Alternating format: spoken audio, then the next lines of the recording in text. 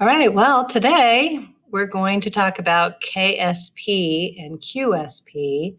This is another equilibrium constant, just like Ka, Kb, Kc, Keq, but this is called KSP and it deals with solubility. So if something is very soluble, it won't have a KSP. The KSP is for things that are not very soluble. Okay, so we're going to start here. So first of all, just like before, Q versus K, K is what it is at equilibrium, the Q is what it is initially. So soluble ionic compounds do dissociate a little bit into ions in solution, but not completely, not like something like potassium nitrate that would completely make ions. With these are things that are called insoluble by the solubility rules, but they do split up a little bit. So lead sulfate, according to solubility rules, is insoluble, but a little bit of these ions will form when it's in water, just a little bit, and then it sets up an equilibrium where a few go into solution and a few come back out. Okay, so on the one side we have the solid, and then on the other side we have the aqueous ions. Okay, so it's in water. We just don't need to show the water in the equation because nothing's reacting with the water. The water's just helping some of it to dissolve a little bit. Okay, so we throw this solid lead sulfate in water and a little bit of ions form. And then those ions can get back together and go back the other way. And then it'll just keep, some will separate into ions, some of the ions will get back together and go the other way, okay, when it reaches equilibrium. So it's called saturation when as many ions as can fit are dissolved into the solution. So at that point, the QSP will equal the KSP when you're at saturation. And those numbers over here are just showing you that you can have KSPs like to the -8. That would mean it's kind of a little bit soluble. -12 means it's even less soluble. -31st is something that's really not soluble much at all, but only a tiny bit of ions are going to be produced. So problem 1, what is the ion product expression for aluminum hydroxide? Well, first we have to write the formula for aluminum hydroxide. Aluminum is always +3 charge, hydroxide is -1. So we know that aluminum hydroxide is this formula. So in water, this is the solid, it will produce some Al+3 and some OH- ions. Okay, so these are aqueous. So that means the QSP or the KSP expression is products over reactants, but there is no reactant here because it's a solid. Remember, solids and liquids, pure liquids, don't go into the Q or the Q or K equations. So this will just be the concentration of aluminum ions times the concentration of hydroxide ions cubed, because there's 3 of them. Okay, so the QSP is products of reactants, coefficients become exponents. Okay, so for the next one, write the ion product expression for calcium phosphate. So calcium's +2, phosphate is -3. So we know the substance is Ca3, PO4, that's a solid. So in water, we'll get 3 calcium +2 ions plus 2 phosphate ions when it breaks up. These are aqueous. So then the QSP or KSP would be equal to the calcium ions cubed times the phosphate ions squared. So the solubility equilibria is the dissolution or precipitation of ionic compounds. The solubility product constant is called KSP, and it expresses the degree to which a solid is soluble in water. So the lower the KSP, the less soluble it is. Again, we can have KSPs of like 10 to the negative 30 something or even 40 something, which means the substance is really barely soluble. You almost get no ions, versus something that would be like 10 to the negative 10th, which means, yeah, you're getting some ions in solution when it's dissolved in water. Okay, so for barium sulfate, it breaks up into barium and ions and sulfate ions. So the KSP would just be equal to 1Ba, concentration of one of those times the concentration of an S, of the SO4, minus 2. We can, instead of calling them X like we did in other equilibrium problems, now we could call them S for how much is soluble, the solubility. So in this case, if we said this is 1S and this is 1S, then the KSP is equal to S times S, or S squared. So S is solubility, and that could be moles per liter, like here with brackets. That means, that's a bracket, that means moles per liter. Okay. And the KSP is the solubility product constant. Again, just like our other equilibrium constant, except now it's looking at solubility. So the solubility of a substance is the quantity that dissolves to form a saturated solution. It's often expressed in grams per liter or moles per liter. Sometimes it's grams per 100 milliliters. So you have to pay attention to what the units are for solubility. K, SP, or, units. KSP or any K does not have units, but solubility does. Okay, so pay attention to units. Okay, and then KSP is a constant value at a specific temperature. Just like every other capital K is dependent on temperature as an equilibrium constant. So the solubility of substances changes with temperature. We talked about that before. So we're going to have problems where either we're given solubility and we're going to calculate KSP, or we're given KSP and we're going to calculate solubility.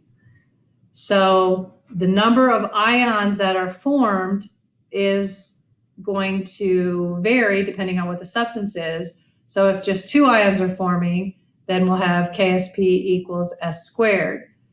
If we have more than that, then we're going to get into some cubes and more. Okay, so we just have to look at how many ions the substance breaks into. So it could be KSP equals 4S cubed. It could be KSP equals 27 S to the 4th, or if it's a lot more ions, KSP could equal 108 S to the 5th, and we'll get to that. Okay. So we will look at some examples here. So KSP is going to be calculated with molarity, but solubility is going to be either grams per 100 mils or grams per liter. So it's going to need to be converted into moles per liter in order to calculate KSP. Okay, so we just have to remember, if we're given solubility in other units, we have to convert it into moles per liter to get it to where we can calculate KSP. So the solubility of lead 2 sulfate in water at 25 degrees Celsius is 4.25 times 10 to the minus third grams per 100 milliliters. What is the KSP? So we're given solubility in grams per 100 milliliters. So first of all, looking at what's going to happen with the substance, lead sulfate is going to split up into lead plus 2 plus SO4 minus 2. So thinking of it as an ice problem, essentially, we have 0 and 0 to begin with. Okay? And this is a solid, so it doesn't have any concentration. So just like before with ice, we can say, well, this is 0 and 0 to begin with, and then as it progresses, we'll get X amount, but we're going to call it S amount. So we're going to get S of this and S of this. It's a 1-to-1 ratio. Okay. And so then we'll know that the KSP is equal to S squared.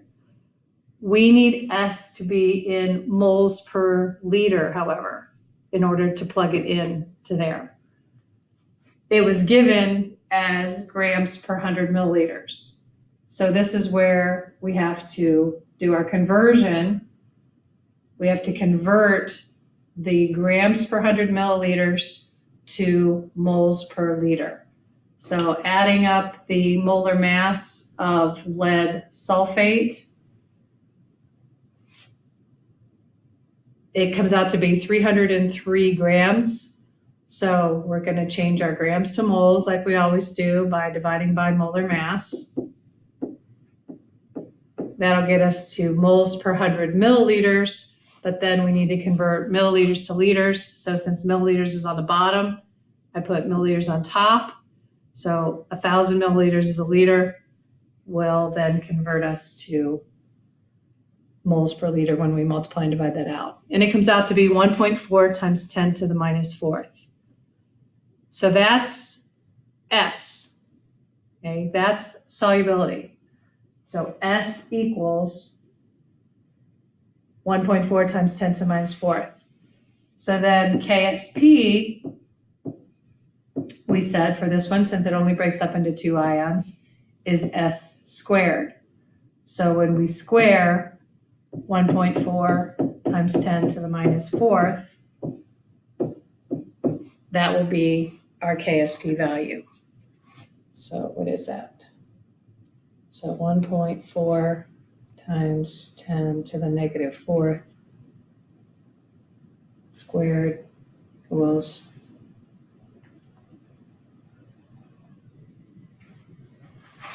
1.96 times 10 to the negative eighth would be the KSP. Okay, so solubility was given. We had to convert it into moles per liter, and we had to see how solubility related to KSP. It depends on how many ions the substance breaks up into.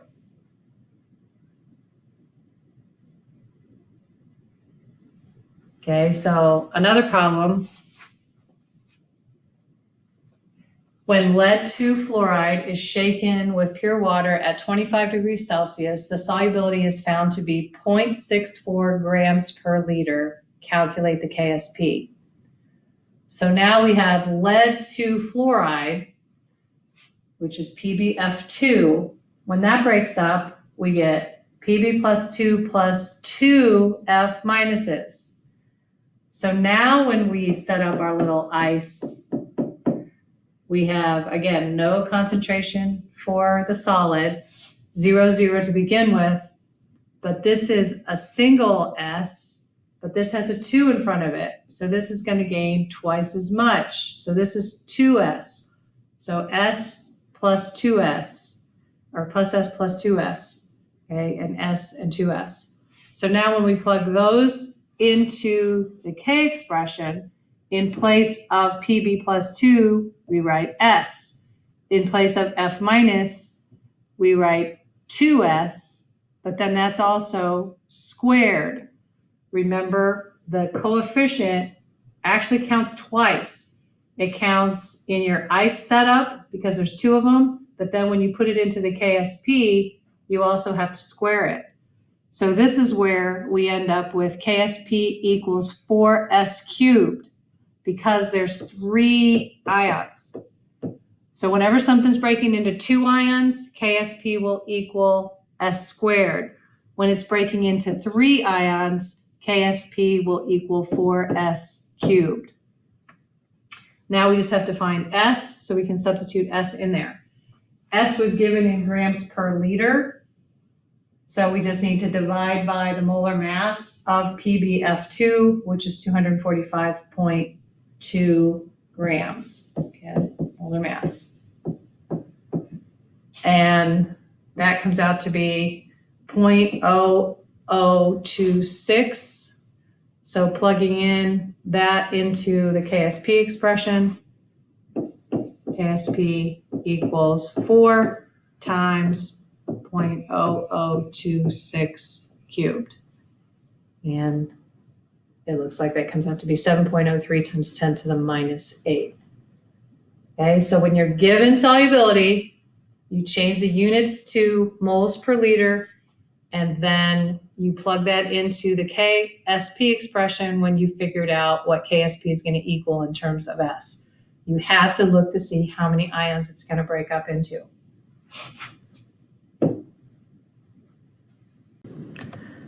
Okay, so the fourth problem then is if we want to calculate solubility when we're given KSP. So similar setup, we have to know what our substance breaks up into. So it's calcium hydroxide with 2 hot OHs. So when it breaks up, you get 1 calcium ion plus the 2 OH minuses. So in the KSP expression, you'll have 1 calcium ion concentration times the OH minus concentration squared to equal that. So there's 3 ions. So if this was S and this was 2S, then it'll be 2S squared. So we'll have the KSP equals 4S cubed. Okay, so again, just like an ice problem, whoa, what happened? Just like an ice problem, initially you have the 0 amount of each, and this will be plus S, and this will be plus 2S, so S and 2S. So then when you plug those into the KSP expression, KSP equals 4S cubed, like I did up there, and we set that equal. So now we would need to divide the 6.5 times 10 to the minus 6 by 4 and take the cube root of it to solve for S. So then we would get our S to equal, let's see, 1.18 times 10 to the minus second. And that will be moles per liter for my solubility.